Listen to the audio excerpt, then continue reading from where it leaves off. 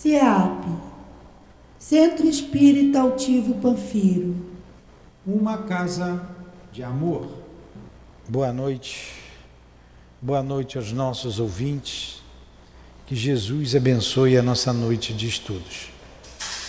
Vamos iniciar com o estudo do Evangelho. Rafaela, vem mais para cá para eu te ver, por favor. Capítulo 1, não vim destruir a lei. Aliança da ciência com a religião. A ciência e a religião são duas alavancas da inteligência humana. Uma revela as leis do mundo material e a outra as leis do mundo moral. No entanto, tendo essas leis o mesmo princípio que é Deus, elas não se podem contradizer. Se fossem a negação uma da outra, necessariamente uma estaria errada e a outra com razão, visto que Deus não pode querer destruir sua própria obra. Amado Jesus, aqui estamos para estudar o Teu Evangelho. Pedimos a Tua inspiração e a Tua proteção para esta noite. Pedimos ainda permissão para invocarmos em Teu nome os dirigentes da nossa casa, o altivo, com os espíritos guias responsáveis pela nossa casa de amor e por esse trabalho de divulgação do Teu Evangelho. Que seja, pois, em nome do altivo, da direção espiritual do CEAP, dos responsáveis pela divulgação da doutrina espírita, do Teu Evangelho, Senhor. Em nome do amor, do nosso amor. Em nome de Leon Denis e de Allan Kardec, em Teu nome, Senhor. Mas acima de tudo, em nome de Deus, damos por iniciados os estudos desta noite. Que assim seja.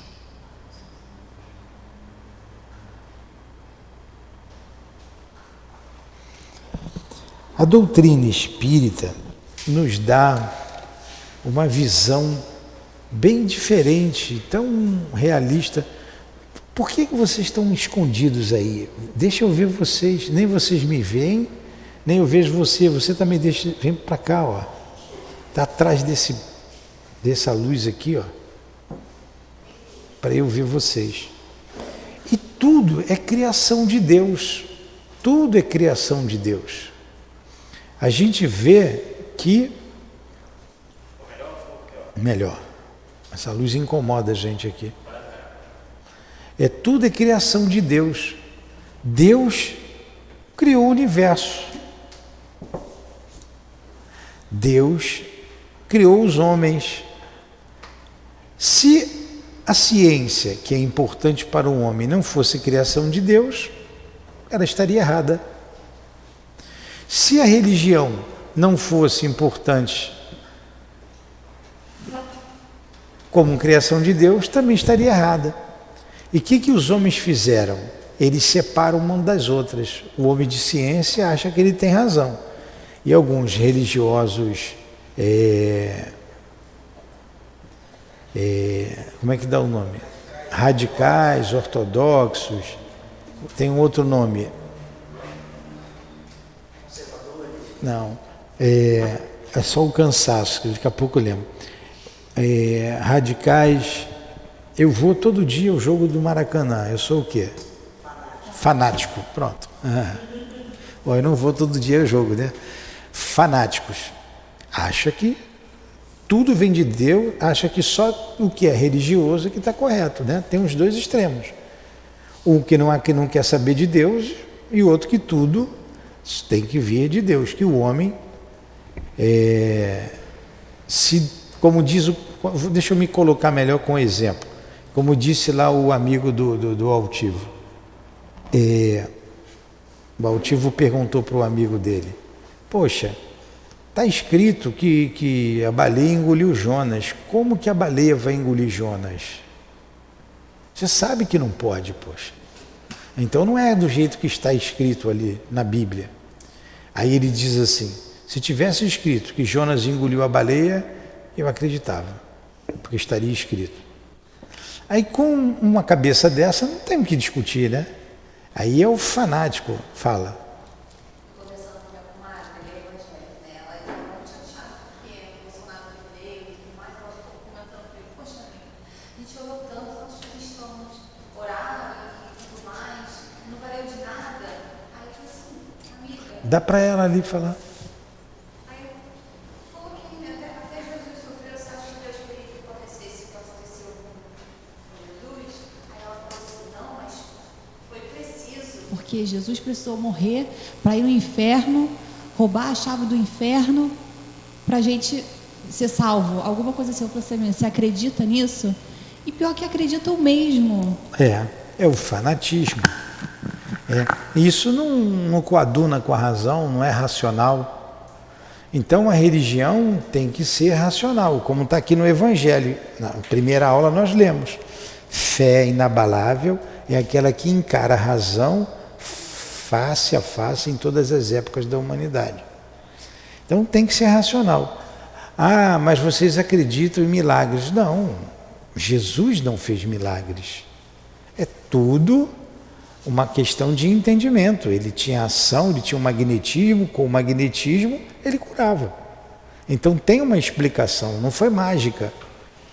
Então tanto a ciência quanto a religião vem de Deus. E o Espiritismo veio justamente unir os dois.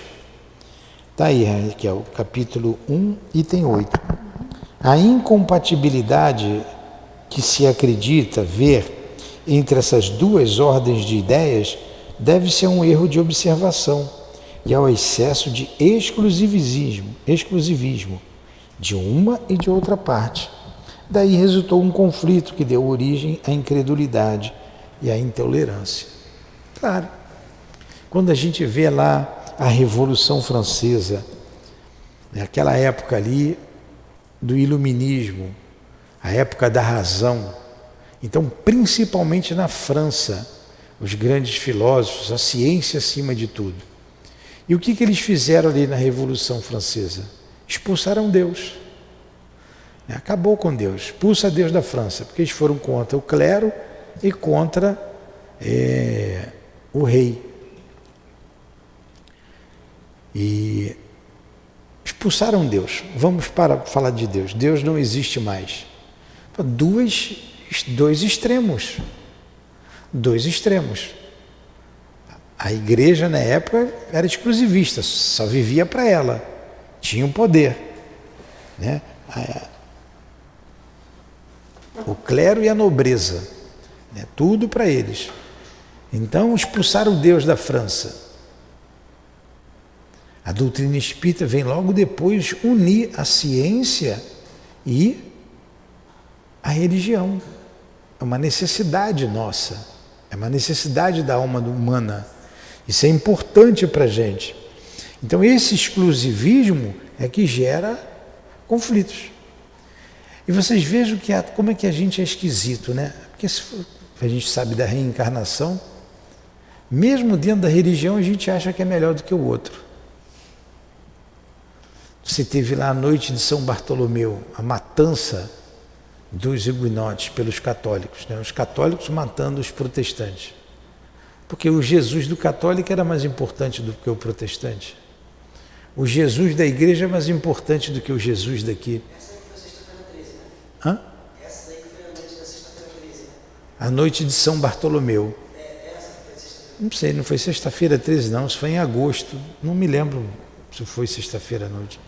Vê aí quando é que foi a noite de São Bartolomeu. Bota aí no Google aí e vê. Continua, Raquel. São chegados os tempos. Vê quando foi. Acho que foi século XVI. Quando e onde? Vai. São chegados os tempos em que os ensinamentos do Cristo devem receber seu complemento. em que o véu lançado intencionalmente sobre algumas partes desses ensinos deve ser levantado, em que a ciência, deixando de ser exclusivamente materialista, deve levar em conta o elemento espiritual, e a religião deve reconhecer as leis orgânicas e imutáveis da matéria. Essas duas forças, então, apoiando-se uma na outra e marchando juntas, se prestarão um mútuo apoio. A religião, não sendo mais desmentida pela ciência, irá adquirir um poder indestrutível, porque estará de acordo com a razão, e a irresistível lógica dos fatos não mais poderá se opor a ela. Muito bem. Fala, Marquinhos. 23 e 24 de agosto de 1572 no país. Então, Estima-se que entre 5.000 e 30.000 pessoas foram mortas. olha só. Aí a gente viu aqui os dados da noite de São Bartolomeu, foi realmente século XVI, 1572, exatamente nos dias 22 e 23 e 24 de agosto. Eu sabia que era em agosto, né? Não lembrava os dias. Foi o conhecido massacre dos huguenotes. Foram mortas quantas pessoas? Entre 5.000 e 30.000. Olha só, você bota no século XVI aí, entre 5 e 30 mil pessoas, era gente pra chuchu. Hoje já é muita gente. Então você imagina as pessoas saírem de casa com a espada na mão para matar o outro porque ele não pensa do jeito que você pensa. Que ignorância. E isso repercute até hoje. Aqueles que não perdoaram continuam atrás, um brigando com o outro. Aí você vem para uma casa espírita e você encontra aqui quem perseguiu e quem foi perseguido. Você vem para a casa espírita, você encontra opressor e oprimido. Por isso que você vê, nem sempre vê o outro com olhares de simpatia e de amor. Se você não perdoou, se você guarda mágoa, aquilo está vivo em você. Agora olha que absurdo você matar o outro porque não tem a mesma religião que você. Acredita no mesmo Deus, no mesmo Cristo, e porque acredita de maneira diferente, você vai lá matar o outro? As cruzadas foram isso também. Por aí vai. E por aí vai. E não foi rezando o Pai Nosso que os inquisidores torturavam e matavam? Torturavam antes de matar, torturava muito, para libertar a alma, porque a dor liberta a alma do inferno. Agora você vê, e isso repercute-se até hoje, em obsessões espetaculares, em reencontros onde há uma profunda simpatia, antipatia, coisas mal resolvidas ainda. O Brasil tem algumas coisas mal resolvidas, um país novo, mas tem coisas mal resolvidas ainda. Você vê, o nosso país é um país sujo. Sujo. Isso vem da onde? Da escravidão. A gente tem um karma coletivo, né? Karma não é uma palavra espírita, é uma palavra sânscrita. Com a escravidão. A gente tem um outro problema, que a gente arrumou um problema sério aí, com o Paraguai. Os paraguaios foram covardemente massacrados. Aí você vê ali a Itaipu, o Brasil constrói sozinho, divide a metade da energia com o Paraguai, isso é dívida que a gente tem, dívida moral, e compra quase tudo de volta. Então a energia que Itaipu produz, metade vai para o Paraguai, outra metade é de cá. Como lá, pouquinha gente, é pequenininho, não consome tudo. Então ele compra de volta. Ele paga, produz e paga o que o outro não usa. Então nós temos dívidas aí, grandes dívidas coletivas. E a gente vai pagando devagarinho essas dívidas. Aí isso aí tem consequências. Tem quantos anos aí a escravidão? 200 anos? Não tem 200 anos ainda. Sabe que eu perguntei isso a um aluno de 4ª série, ele não sabia? Quem assinou a Lei Áurea, o que foi a Lei Áurea e quando foi? E o que foi? Pergunta tem que ser completa, né? Você está me perguntando ou você está afirmando? Olha que ele respondeu, foi a princesa Isabel? Sim, foi a princesa Isabel, no dia 13 de maio de 1888.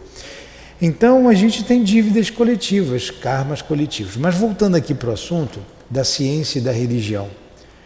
A religião católica, ela dizia que a Terra era o centro do universo.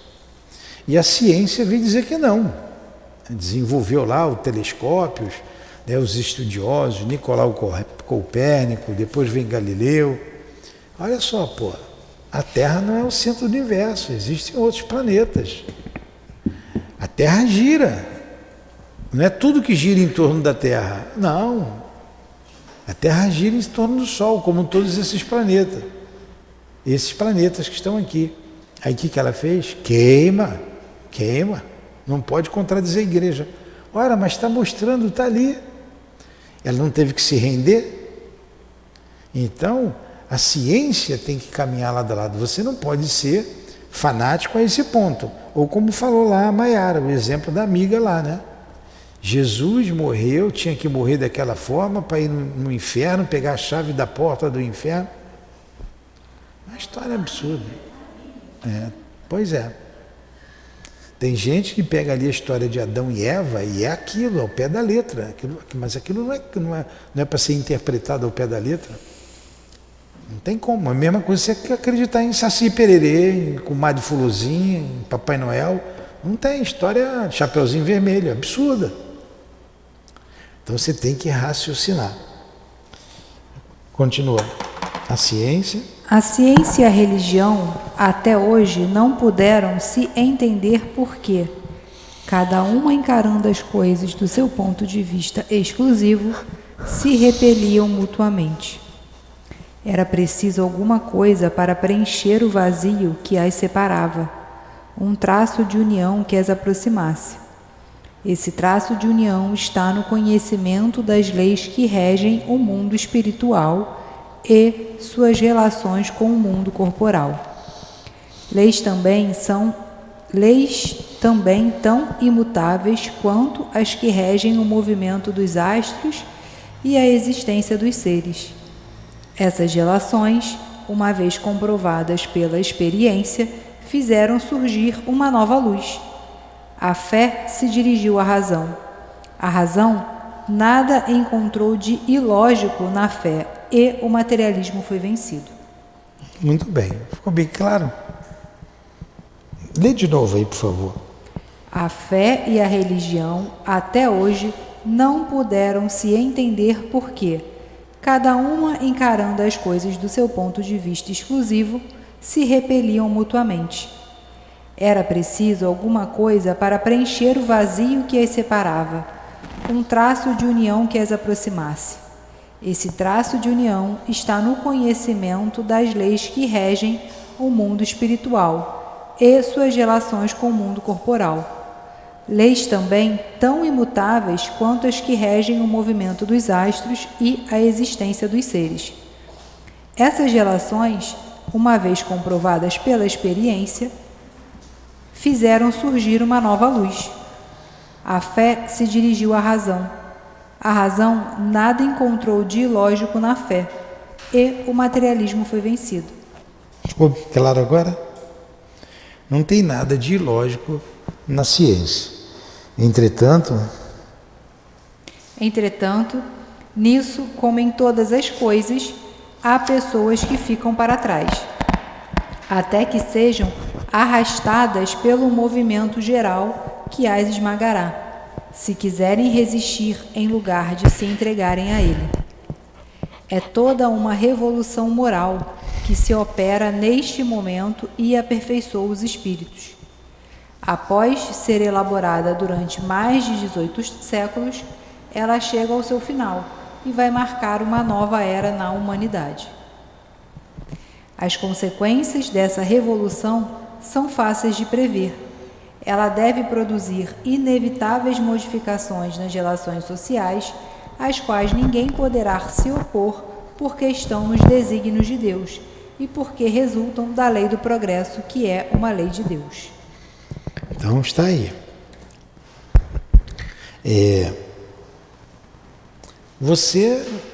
Se você só for religioso, como você vai desenvolver as vacinas para as doenças, os remédios? Como que você vai construir as pontes, as usinas?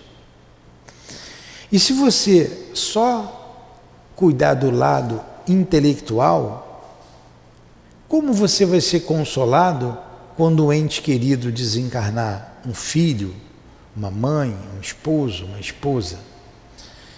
E esses que só cuidam de um lado, você cuidando somente do lado intelectual, fica sempre um vazio dentro de você, sempre um vazio, que só vai ser preenchido quando você cuidar da alma, até porque você é espírito que está no corpo, então você precisa cuidar do espírito e do corpo, senão fica um vazio.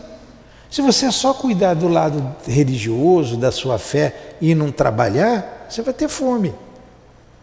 Você vai ser infeliz, porque você não vai ter como se manter e manter a sua família. Então você tem que trabalhar, tem que estudar, tem que cuidar dos dois lados. Só assim a gente se sente mais pleno. Só assim a gente se sente pleno. Perguntas? Nenhuma pergunta? Então vamos lá. Instruções dos Espíritos, a nova era. A nova era. Já achou aí, Natália? Capítulo 1, item 9, página 56. A nova era. 9. Deus é único e Moisés é o Espírito que Deus enviou em missão para fazer com que ele fosse conhecido, não somente dos hebreus, mas também dos povos pagãos. O povo hebreu foi um instrumento que Deus utilizou para se revelar por intermédio de Moisés e pelos profetas. E as vicissitudes por que esse povo passou foram destinadas a impressionar e fazer cair o véu que ocultava a divindade aos homens. Quem foi o povo hebreu? Aqui, lê aí, ó. Povo semita da antiguidade, do qual descendem os atuais judeus. Semita, família etnográfica e linguística, originária da Ásia Ocidental e que compreende os hebreus, os assírios, os aramaicos, os fenícios e os árabes. Tudo é da mesma família ali. E vivem brigando, né? E tudo em nome de Deus. Vocês veem, Jerusalém é a terra santa. É a terra dos cristãos, é a terra dos judeus, né, que o Deus deles está ali, e é a terra dos muçulmanos. Por isso que brigam por aquilo ali. É complicado, né? E é tudo irmão. Ora, eu acho que ora um nasce de um lado, o outro nasce do outro e continuam brigando. Hoje eu sou judeu, na outra encarnação eu fui muçulmano, na próxima você católico. Só vai melhorar quando vir para o Brasil, né? Aí bagunça tudo, aí... Como que nós somos, né? Olha como é a complexidade da nossa mente. Então, a gente já sabe, a gente já viu, olha, começou aqui a nova era. Moisés escolheu o povo hebreu porque ele já tinha a ideia do Deus único. Era o povo mais preparado para entender o Deus único. Ele prepara aquele povo para a vinda de Jesus e no futuro vem a doutrina espírita. Por isso que a gente diz, nós estamos aqui ainda lutando, muito provavelmente, né, com quase 100% de chance, não vou dizer nem todos, né, mas a grande maioria, ouvimos Moisés no deserto, ouvimos Jesus, estamos ouvindo agora a doutrina espírita. Não saímos do lugar. A chance é essa. Essa é a melhor encarnação que nós tivemos, é essa. É essa. Estamos tendo todo o esclarecimento. Sempre dependeu da nossa vontade. Sempre o nosso livre-arbítrio foi respeitado. Continua sendo. Continua sendo. Estudar para aplicar em nossas vidas. Continua, Raquel. Os mandamentos de Deus, dados por Moisés, contêm o germe da mais ampla moral cristã. Os comentários da Bíblia restringiam-lhe o sentido, porque, posta em ação, com toda a sua pureza, não seria tão compreendida. Mas os 10 mandamentos de Deus nem por isso deixaram de ser como um frontispício brilhante, como o farol que devia iluminar a humanidade no caminho que ela teria que percorrer. Frontispício, fachada são as leis principal. morais, os 10 mandamentos, né, que está lá como fachada principal da obra. Então, Moisés trouxe como divino os 10 mandamentos. Tudo que está ali no Antigo Testamento é a história do povo hebreu. Continua. A moral ensinada por Moisés era apropriada ao estado de adiantamento em que se encontravam os povos a quem ela estava destinada a regenerar. Esses povos semi-selvagens, quanto ao aperfeiçoamento da alma, não teriam compreendido que se pudesse adorar a Deus sem a realização de holocaustos, nem que fosse preciso perdoar a um inimigo. A inteligência deles, notável sob o ponto de vista da matéria e mesmo sob o das artes e das ciências, era muito atrasada em moralidade e não seria convertida sob o domínio de uma religião inteiramente espiritual. Era-lhes necessária uma representação semimaterial, como a que a religião hebraica lhes oferecia. Os holocaustos falavam aos seus sentidos, enquanto a ideia de Deus falava ao seu espírito. Holocausto. Entre os antigos hebreus, sacrifício em que se queimavam inteiramente as vítimas, imolação. O Cristo foi o iniciador da moral mais pura, mais sublime, da moral evangélico-cristã, que deve renovar o mundo, aproximar os homens e torná-los irmãos, que deve fazer jorrar de todos os corações humanos a caridade e o amor ao próximo, e criar entre todos os homens uma solidariedade comum. Enfim, de uma moral que há de transformar a terra e dela fazer uma morada para espíritos superiores aos que hoje a habitam. É a lei do progresso, a qual a natureza está submetida, que se cumpre, e o Espiritismo é a alavanca da qual Deus se utiliza para fazer a humanidade avançar. Então a gente está vendo aí o progresso, né? O progresso das ideias no campo religioso, no campo filosófico. É um crescer das ideias. Continua. São chegados os tempos em que as ideias morais devem se desenvolver para que se realizem os progressos que estão nos desígnios de Deus. Elas devem seguir o mesmo caminho que as ideias de liberdade percorreram e que foram suas precursoras. Não se creia, porém, que esse desenvolvimento se fará sem lutas. Não, elas precisam, para chegar à maturidade, de abalos e discussões, a fim de que chamem a atenção das massas. Está vendo como acontece? Isso se desenvolve sem lutas. E ela vem ao longo dos séculos se desenvolvendo. Quando ele coloca aqui o mesmo caminho que as ideias de liberdade percorreram e não foram E que foram suas precursoras. Então a gente vê as ideias de liberdade quando surgem no mundo. Primeiro com a Revolução Americana, depois com a Revolução Francesa. Dali se espalha pelo mundo inteiro. A gente vê no povo brasileiro a ideia de liberdade. E isso não acontece você ficando em casa dormindo. Você busca, você luta por isso. Não transcorre de maneira tranquila. O anseio da liberdade, o anseio quando você se sente traído, quando você se sente enganado, você não se sente bem, você vai lutar por isso. Ah, não, eu fui enganado, eu fui traído. Isso não acontece sem lutas, essa liberdade não acontece sem lutas.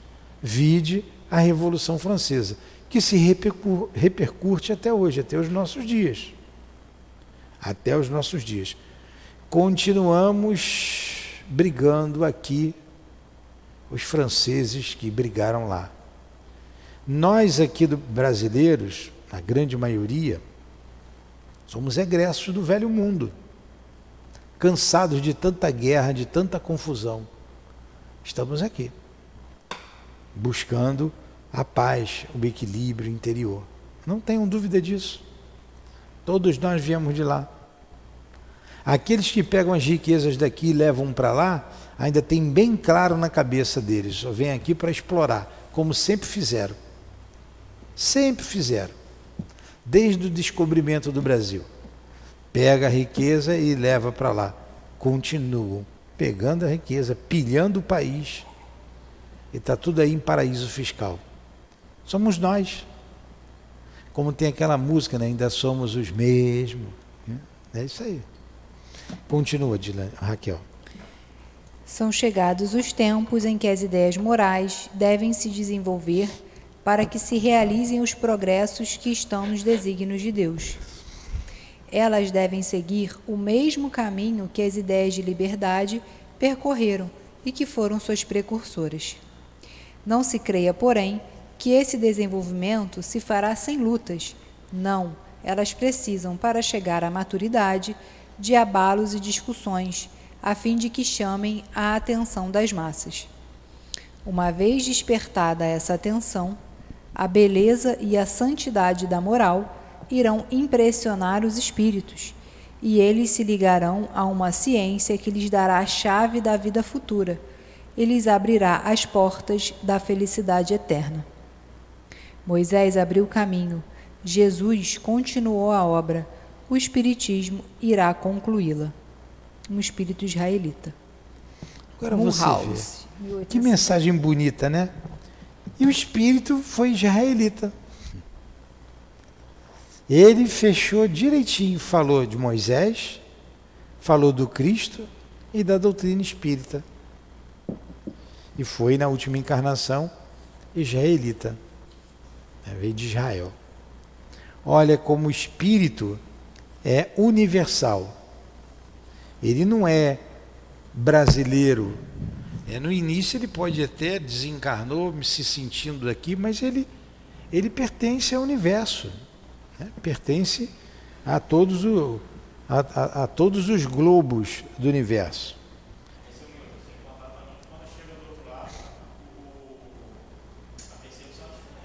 Ah, sem dúvida. Quando você desencarna, é uma outra percepção, a lembrança de outras vidas. Tudo isso vai fazer você pensar diferente. Continua, Raquel. Aqui tem que ler mesmo, esse início aqui não tem jeito. Item 10. Um dia, Deus, em sua caridade inesgotável, permitiu ao homem ver a verdade atravessar as trevas. Esse foi o dia da vinda do Cristo. Depois da luz viva, as trevas voltaram. O mundo, após alternativas de verdade e de obscuridade, perdia-se novamente. Então, assim como os profetas do Antigo Testamento, os espíritos se puderam a falar e a advertir. O mundo está abalado em suas bases, o trovão reboará. Sede firmes. O Espiritismo é de ordem divina, pois tem suas bases assentadas nas próprias leis da natureza, e crede que tudo o que é de ordem divina tem um objetivo elevado e útil. O mundo terrestre se perdia.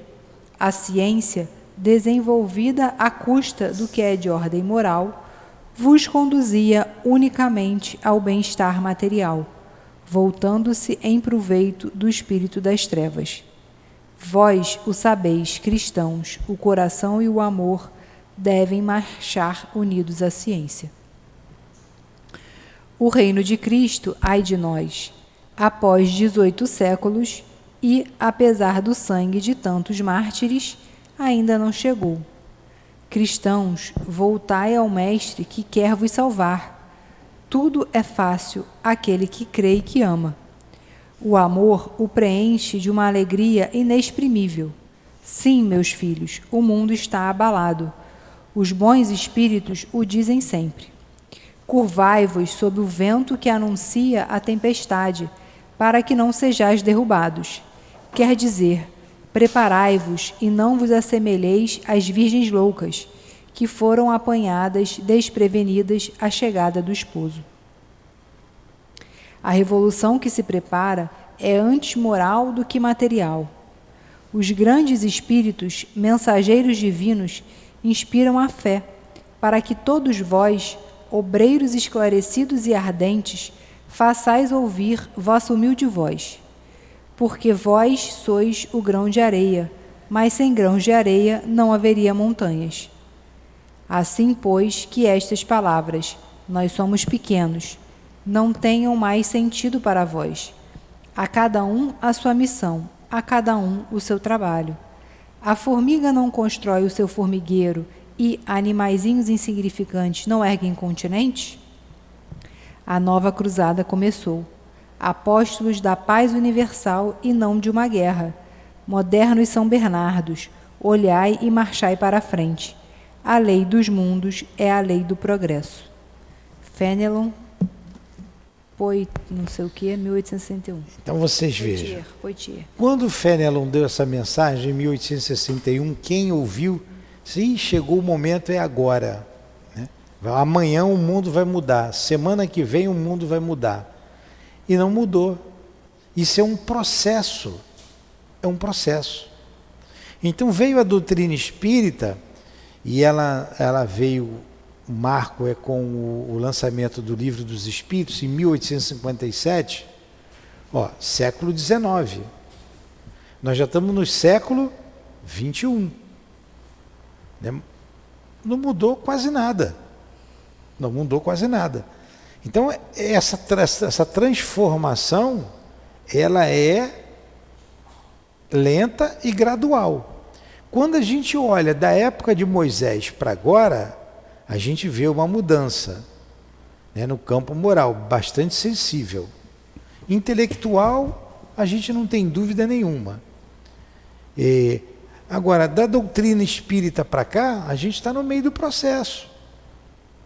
Vê o mundo inteiro foi abalado, falando do nosso tempo aí, na Primeira Guerra. Quem pegou a Primeira Guerra aí? Ninguém, né? Mas foi bem, não tem muito tempo, eu também não peguei. A Segunda Grande Guerra, tudo nesse século, mexeu com o mundo. Né? Já foi em 45, 1911, depois 1945, acabou a guerra, né? Depois vem... teve guerra o tempo inteiro, conflito o tempo inteiro, mas tivemos 2 guerras mundiais, 2 conflitos mundiais. Tivemos o problema aí da doença, da Covid, atingiu o mundo inteiro. Teve a gripe espanhola que mexeu com todo mundo também, o mundo inteiro, inclusive aqui no Brasil, morreu muita gente com a gripe espanhola. Então essas grandes dores para mexer com a alma humana. Passou o Covid, parece que não aconteceu nada, está todo mundo no seu ritmo. O homem continua cuidando de si, cada um cuidando do seu quadrado, e caminhando. A gente vê, já está anunciado, grandes crises, né? E essa crise é mundial, será mundial. A gente já vê a recessão em vários países da Europa, em quase toda a Europa, e vai ter dor, não tenham dúvidas. A gente vê um problema sério aqui no Brasil, que vai repercutir no mundo inteiro, essa questão política. Não sei, a gente não sabe se vem alguma outra doença, a gente não sabe, mas tudo isso para que a gente amadureça, para que a gente pense um pouco mais no outro. Então esse período de revolução dentro da alma humana vem ocorrendo há um bom tempo, há uns 200 anos aí, dentro de nós, para que a gente mude o comportamento. Então, o que ele falou nessa mensagem, né? Vamos lá, os momentos são chegados. Mas isso é um processo. Isso é um processo. Entenderam? Vamos continuar. Quem é aquela moça ali? Não sei. Nunca vi. Ah, ela vem aí. Boa noite. Marquinho vai atender você aí. Vamos lá. Item 11. Santo Agostinho é um dos maiores divulgadores do Espiritismo. Mantenha-se quase por toda parte, manifesta-se quase por toda parte. E a razão de tal fato nós a encontramos na vida desse grande filósofo cristão. Ele pertence a essa vigorosa falange dos pais da Igreja, aos quais a cristandade deve suas mais sólidas bases. Como ocorreu a muitos, Agostinho foi arrancado do paganismo, melhor dizendo, da incredulidade mais profunda, pelo clarão da verdade. Vamos fazer o seguinte, já chegou a nossa hora. Passou rapidinho, né? 45 minutos, até a gente fazer a prece, porque a gente vai estudar aqui o Santo Agostinho, a gente vai ultrapassar a hora. Mas aí a gente vai entrar no capítulo 2 já direto, Mas a gente vê com calma, a gente estuda Santo Agostinho, faz mal, semana que vem a gente entra no capítulo 2, não precisa correr.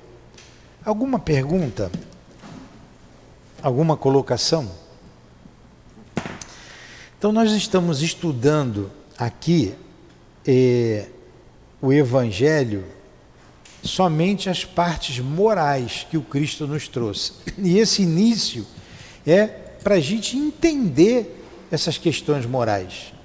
Esse capítulo 1 aqui, não vim destruir a lei, quer dizer, não veio destruir a lei de Deus. Quando Jesus disse que não veio destruir a lei de Deus, não a lei do homem, que Moisés como legislador e depois os fariseus fizeram da lei humana artigo de fé. Isso Jesus veio combater. E por isso o condenaram e o mataram. Agora, com a doutrina espírita, isso clareia na nossa mente. A gente desenvolveu a inteligência, desenvolveu a razão. É a hora de desenvolver esse lado moral. Question? No question? Nenhuma colocação? Maiara? Então vamos fazer a nossa prece? Vamos agradecer a Deus. Vamos, Raquel, fazer a prece. Apaga a luz para a gente fazer a prece.